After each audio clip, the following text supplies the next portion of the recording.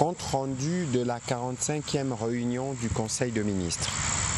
Le président de la République, chef de l'État, Félix Antoine Tshisekedi Tshilombo, a présidé ce vendredi 30 mai 2025 à la Cité de l'Union africaine, la 45e réunion du Conseil de ministres. 4 points étaient inscrits à l'ordre du jour, à savoir 1. Communication du président de la République, chef de l'État. 2. Point d'information. 3. Approbation d'un relevé des décisions de Conseil de ministres. 4. Examen et adoption de textes. La communication du président de la République a porté sur 2 points principaux, à savoir 1. De l'évolution géopolitique et économique mondiale. Le président de la République a commencé par attirer l'attention du Conseil sur une évolution géopolitique et économique majeure qui, bien qu'éloignée, en apparence a des répercussions sur la République démocratique du Congo. L'Organisation mondiale du commerce prévoit désormais une contraction du commerce de 0,2% cette année et le Fonds monétaire international abaisse ses prévisions de croissance mondiale à 2,8% et 3% pour l'année 2026. Parallèlement, les dollars américains se déprécient, reflet d'une perte de confiance dans les marchés obligataires et d'une dynamique accélérée des dédollarisations des échanges. Pour un pays comme le nôtre, où 91% des dépôts et 97% des prêts bancaires restent libellés en devises, ces bouleversements sont majeurs. En effet, notre économie est confrontée à 4 risques. 1. Une inflation importée due à la hausse mondiale des prix manufacturés. 2. Une pression sur le franc congolais, aggravée par la baisse des recettes d'exportation. 3. Un ralentissement de l'économie chinoise qui fragilise la demande pour nos ressources stratégiques. 4. Une forte volatilité des cours de métaux, rendant la planification économique incertaine. La suspension temporaire de nos exportations de cobalt depuis février 2025, destinée à réguler les prix, illustre l'importance des stratégies de maîtrise de l'offre pour protéger nos intérêts nationaux. À ces défis économiques s'ajoute un contexte sécuritaire critique alimenté par le conflit à l'est du pays qui exige de ressources financières colossales pour financer l'effort de guerre, soutenir les populations déplacées et protéger notre intégrité territoriale. Dans ce cadre, le président de la République est d'avis que sécuriser nos flux économiques extérieurs et repenser notre positionnement géopolitique n'est plus une option, mais une nécessité. Notre pays doit non seulement se défendre, mais aussi se positionner. Notre voix doit compter, notre économie doit résister et notre diplomatie doit anticiper. Les initiatives récentes dans les corridors de Lobito, la zone économique spéciale RDC-Zambie, illustrent notre potentiel d'intégration dans les chaînes de valeur mondiales et africaines. Cependant, a-t-il souligné, nous devons aller plus loin en traitant cette question de résilience économique de manière transversale. Pour ce faire, le président de la République a engagé sous la coordination de la Première ministre, le vice-premier ministre, ministre de l'économie, la ministre d'État, ministre des Affaires étrangères, le ministre d'État, ministre de l'Agriculture, le ministre d'État, ministre du Budget, le ministre des Finances, le ministre des Mines, celui du Commerce extérieur et la gouverneure de la Banque centrale, ainsi que les autres instances stratégiques à se concerter pour proposer rapidement des mesures concrètes visant à protéger notre économie des chocs extérieurs, de renforcer notre souveraineté monétaire et commerciale, de diversifier nos partenariats et d'ancrer nos décisions diplomatiques dans une stratégie autonome au service de nos seuls intérêts. Le deuxième point de la communication du président de la République a porté sur la problématique de la représentation de l'État dans les joint ventures minières et celle de la cession à l'État congolais des actions par les sociétés minières détentrices de permis d'exploitation. Dans cet esprit de souveraineté économique, et au cours de la 29e réunion du Conseil de ministres tenu en date du 19 novembre 2021. Le président de la République a rappelé qu'il avait instruit le ministre de Mines, en coordination avec celui du portefeuille, de procéder à un contrôle systématique de la gestion des actifs miniers de l'État dans les entreprises concernées. Ces contrôles devaient notamment identifier de manière exhaustive les actifs miniers résultant des amodiations, évaluer les recettes qui auraient dû être perçues par les trésors publics, vérifier les modalités de désignation et de la légitimité des représentants de l'État au sein de ces structures. Près de 3 ans plus tard, il est constaté que les résultats escomptés, notamment ceux permettant de clarifier la représentation effective de l'État dans les sociétés minières, ne sont pas encore disponibles. Par ailleurs, la situation dans les joint ventures minières, où l'État est censé jouer un rôle stratégique, demeure marquée par un manque de transparence préoccupant. Cette opacité nuit à la bonne gouvernance du secteur extractif et freine les efforts de mobilisation optimale des recettes publiques. Ce déficit de clarté des redditions de comptes est inacceptable, car il compromet les objectifs que nous nous sommes fixés en matière de justice économique, de développement durable et de consolidation de notre souveraineté sur nos ressources naturelles. Le président de la République a insisté sur le fait que la gestion de ressources minières n'est pas seulement une question économique, elle engage notre responsabilité devant la nation et les générations futures. Elle exige intégrité, rigueur et sens élevé de l'intérêt général. De ce qui précède et pour permettre au gouvernement de prendre les mesures correctrices nécessaires, il a instruit le ministre des Finances, le ministre de Mines ainsi que celui du portefeuille, en collaboration étroite avec son cabinet, à mettre en place une commission ad hoc qui sera chargée de lancer un audit exhaustif et systématique des actifs miniers relevant de la participation de l'État, évaluer la gouvernance de sociétés concernées, proposer des mécanismes de redressement des meilleures structurations de la présence de l'État dans les secteurs. Dans la suite de la communication du président de la République, la première ministre chef du gouvernement est quant à elle revenue sur quelques points, notamment sa mission d'itinérance dans les provinces du Kasaï central et du Kasaï. Cette mission a-t-elle rappelé, visé quelques objectifs, notamment faire le point de l'état d'avancement des engagements du président de la République lors de sa visite en décembre 2024 dans ces provinces, appréhender les obstacles au bon déroulement des projets d'infrastructure afin de donner un nouvel élan aux initiatives à l'arrêt et réaffirmer le soutien renouvelé du gouvernement aux structures et équipes impliquées dans ces projets et enfin lancer un appel à la mobilisation et à la cohésion nationale. La mission a englobé diverses activités allant des rencontres populaires aux visites de projets d'infrastructure en passant par des réunions interinstitutionnelles et techniques. À Kananga, par exemple, un accent a été mis sur la relance économique ainsi que celle des infrastructures, notamment les lancements des travaux de la centrale hydroélectrique de Katende, la visite du chantier routier Kananga-Kalambambouji, la visite du projet d'énergie solaire Mégatron et des travaux de modernisation de la voirie urbaine.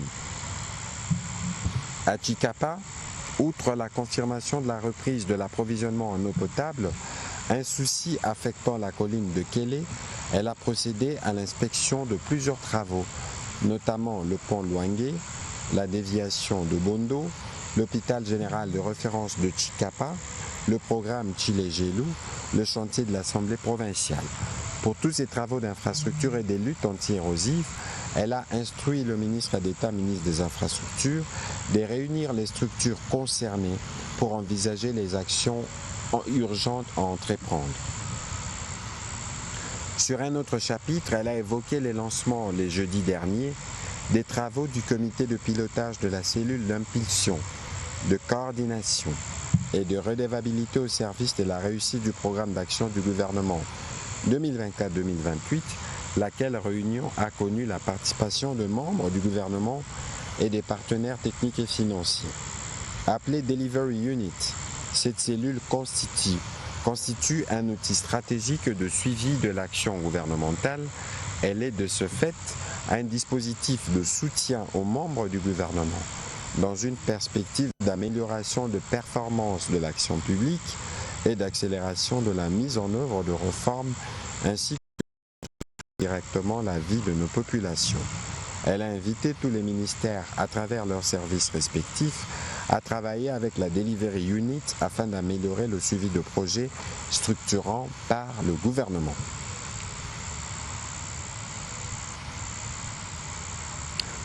Au deuxième chapitre du Conseil de ministres de ce jour, relatif au point d'information, le vice-premier ministre, ministre de l'Intérieur, a présenté les rapports sur l'État et l'administration du territoire. S'agissant de l'État et de l'administration du territoire, au cours de la semaine qui s'est achevée, l'état d'esprit de la population a été globalement marqué par la condamnation par l'opinion nationale de l'engagement de l'ancien président dans son entreprise avec l'armée rwandaise et ses supplétifs du M23 AFC pour renverser les institutions. L'accueil favorable par l'opinion de l'initiative prise par le ministère de l'Intérieur pour obtenir auprès des instances judiciaires la dissolution des partis politiques dont les leaders sont engagés dans la guerre d'agression. Sur le plan politique, il a présenté la situation liée à l'installation et à la prise en charge de conseils communaux à travers toute la République. La situation présentée est assortie des propositions en direction du gouvernement. Dans les chapitres du banditisme et de la criminalité, il est revenu sur le phénomène de braquage qui s'observe de plus en plus dans certaines villes. Il a rassuré d'une part l'intensification de l'opération Ndobo et d'autre part rappelé la nécessité de réduire au plus vite le nombre de policiers commis à la sécurité de privés pour renforcer les équipes sur les terrains.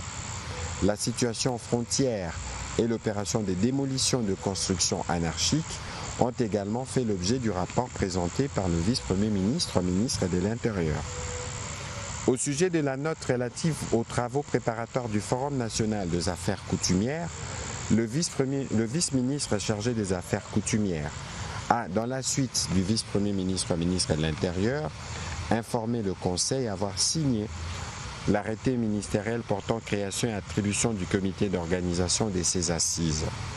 Cet arrêté donne comme mission principale à ces comités d'organisation la conception, la coordination et le suivi de toutes les activités relatives à la préparation et au déroulement du FNAC. Les principaux participants sont les chefs coutumiers, les administrateurs des territoires, les délégués des gouvernements provinciaux, les ministères sectoriels transversaux, la présidence, la primature, la société civile. Il y aura également la participation des autorités coutumières de pays de différentes régions d'Afrique et du monde pour les partages d'expériences. Les travaux sont prévus du 30 au 3 juillet et seront lancés par le président de la République. Toujours sur ces chapitres sécuritaires, le vice-ministre à la Défense nationale a complété le vice-ministre de l'Intérieur en revenant sur les points saillants de la situation opérationnelle dans les différents fronts, spécialement dans la partie est de la République démocratique du Congo et de la calmie relative observée actuellement dans les triangles Kinshasa-Congo central-Grand Bandundu, conséquente à l'opération Ngemba menée par les FARDC pour neutraliser les Mobondo et restaurer l'autorité de l'État.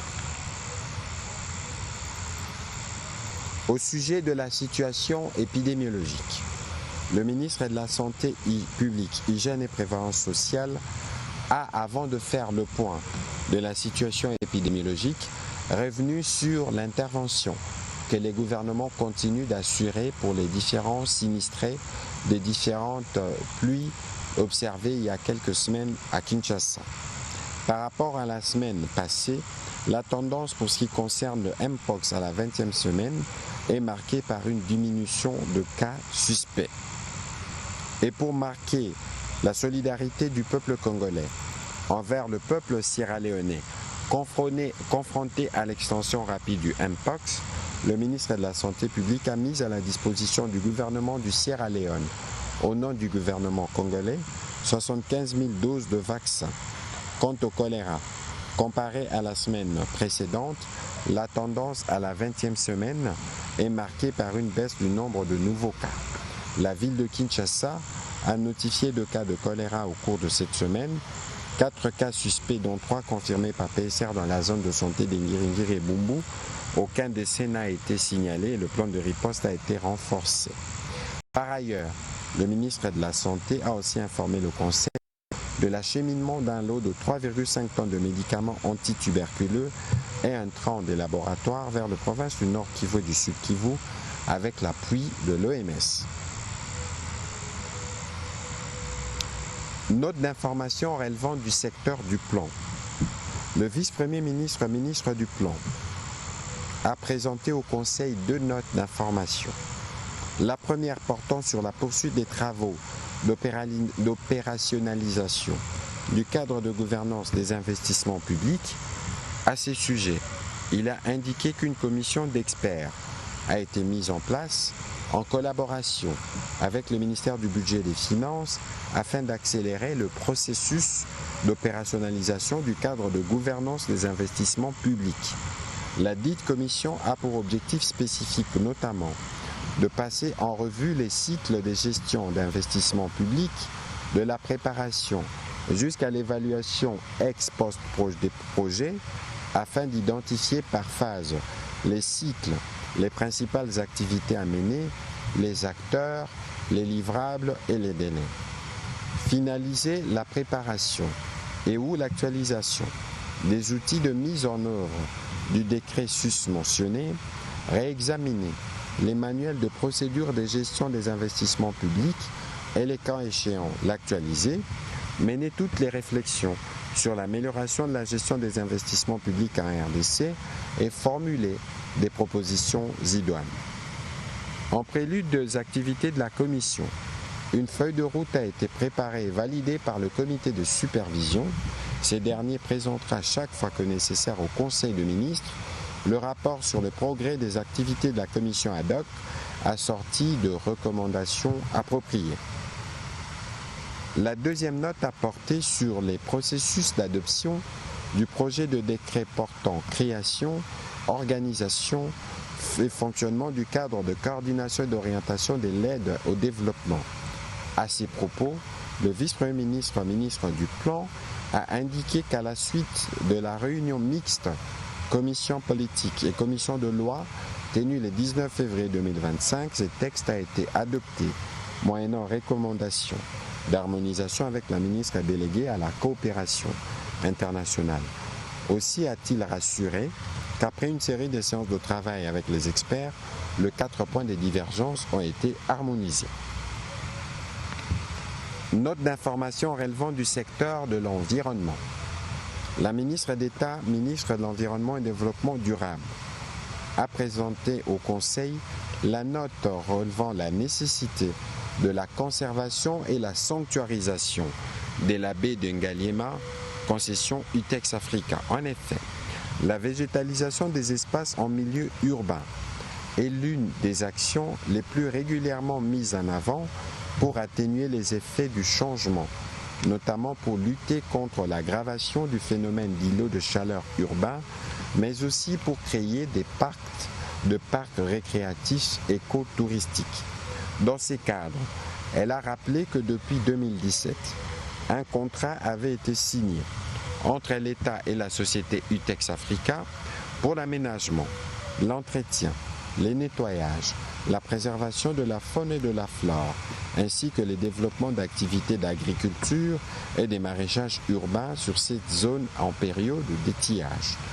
Afin de sauvegarder cet écosystème fragile de la baie de Ngaliema, son ministère, en partenariat avec UTEX Africa au travers son Beltexaf Bilembo, prévoit une série d'aménagements de ces espaces verts naturels à destination touristique, des détentes et des loisirs pour le bien-être de la population quinoise en manque d'espace vert dont les travaux préparatoires sont en cours. Le lancement officiel est prévu le 5 juin de cette année sur la baie d'Engalema au cours de la célébration de la journée de l'environnement. Le Conseil a pris acte de sa note. Note d'information relevant du secteur de l'aménagement du territoire. Le ministre d'État, ministre de l'Aménagement du territoire, a informé le Conseil du rapport de l'évolution du dossier relatif à la formation du GEO-RDC et la mise en place d'un géoportail national. Dans cette optique, les principales actions réalisées au cours du processus de formalisation du GEO-RDC étalé de novembre 2024 à avril 2025 sont les suivantes.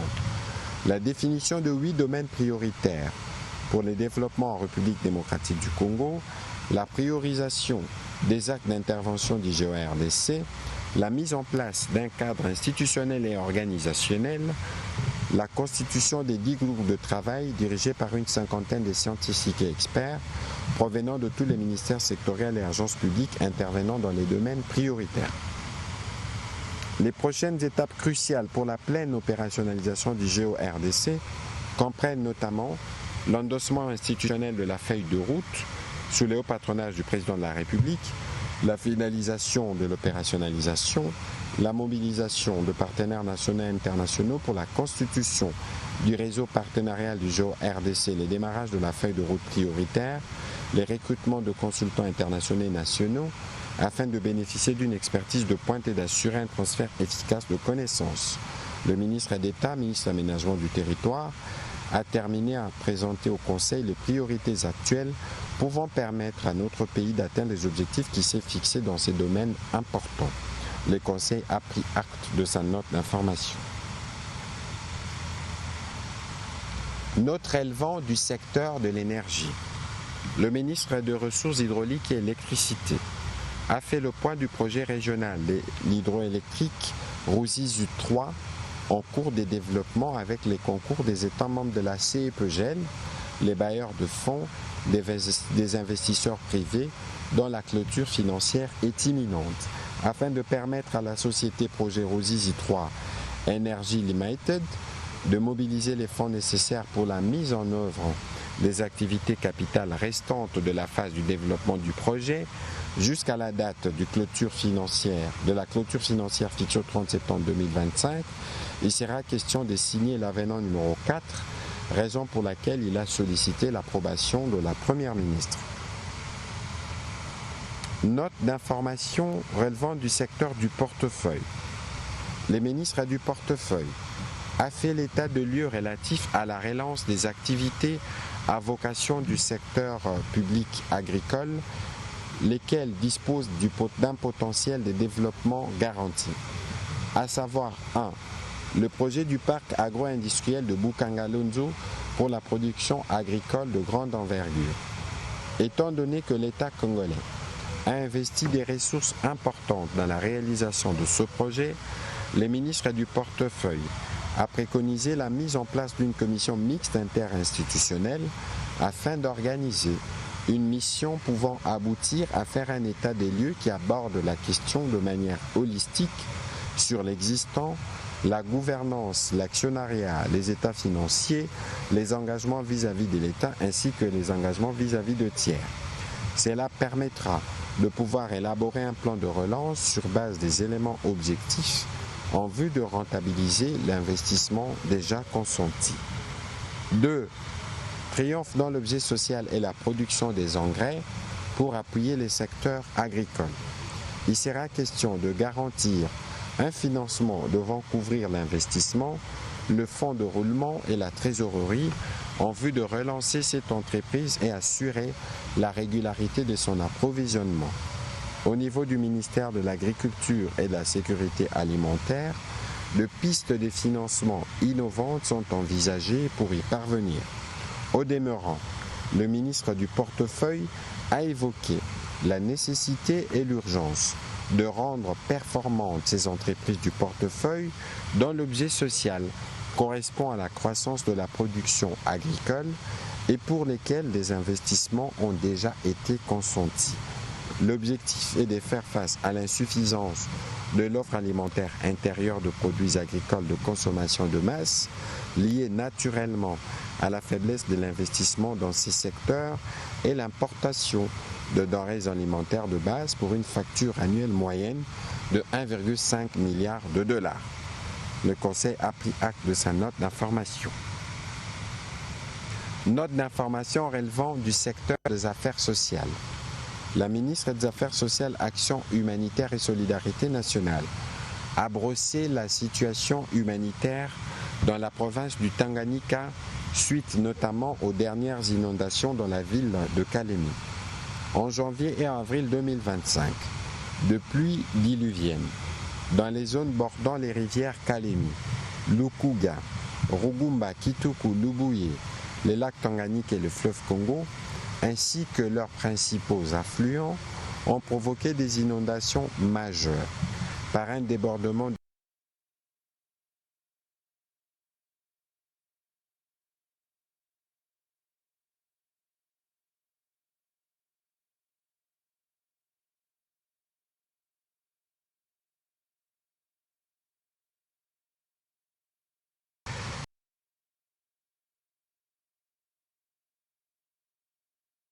avec environ personnes est également l'épidémie de choléra. 9 de 11 zones de santé sont touchées. Les bilans sanitaires cumulent de 2647 cas, dont 44 décès enregistrés entre le 1er janvier et le 17 mai 2025. Plusieurs cas de décès dus à la rougeole ont aussi été rapportés dans les aires de santé d'accueil des déplacés, ce qui augmente encore la précarité de leur situation. Du point de vue matériel, un bilan a été fait. Face à cette situation, le président de la République a instruit le gouvernement de travailler diligemment avec la ministre des Affaires sociales pour que les recommandations qu'elle a formulées puissent être traduites en actes concrets en vue de soulager les populations qui sont affectées. Le Conseil a pris acte de sa note d'information.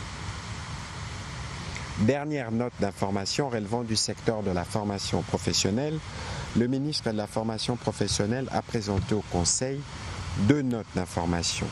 La première portant sur l'institution d'un répertoire national des formateurs de la formation professionnelle.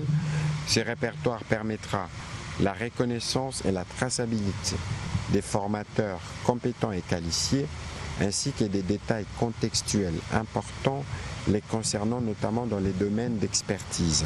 Il sera aussi institué l'octroi d'une licence en formation professionnelle, qui est un document délivré par son ministère ou par un organisme attitré, reconnaissant pour une personne les compétences d'assurer la formation professionnelle pour une durée déterminée selon les filières. C'est une étape importante vers l'institution en cours d'un registre national des formateurs qui est un outil normatif sectoriel stratégique. Il aura un caractère public et sera consultable auprès des services compétents ou des organismes accrédités ou partenaires intéressés par la formation professionnelle. La deuxième note a porté sur l'état d'avancement des sessions gratuites des formations en faveur des inscrits de la première édition de la foire de formation professionnelle et des dépendants des militaires et policiers. En effet, les sessions des formations orientées vers l'auto-employabilité ont enregistré un taux de déperdition de 36%, lié notamment aux difficultés rencontrées par les apprenants et les établissements de formation mis à contribution. Toutefois, 3006 apprenants vont clôturer leur formation le 7 juin 2025. Ils sont repartis comme suit: 906 apprenants dépendants des militaires et des policiers, soit 293 formés en ambulatoire et 613 dans plusieurs autres filières, et 2100 apprenants issus des inscrits de la première édition de la foire de la formation professionnelle dans divers métiers. Le Conseil a pris acte de ces notes. Au troisième chapitre du Conseil de ministres de ce jour, relatif à l'approbation d'un relevé des décisions, les membres du Conseil ont approuvé le relevé des décisions prises lors de la 44e réunion ordinaire du Conseil de ministres du vendredi 23 mai 2025. au dernier chapitre du Conseil de ministres de ce jour, relatif à l'examen et à l'adoption de textes. 1. Projet de loi d'habilitation du gouvernement.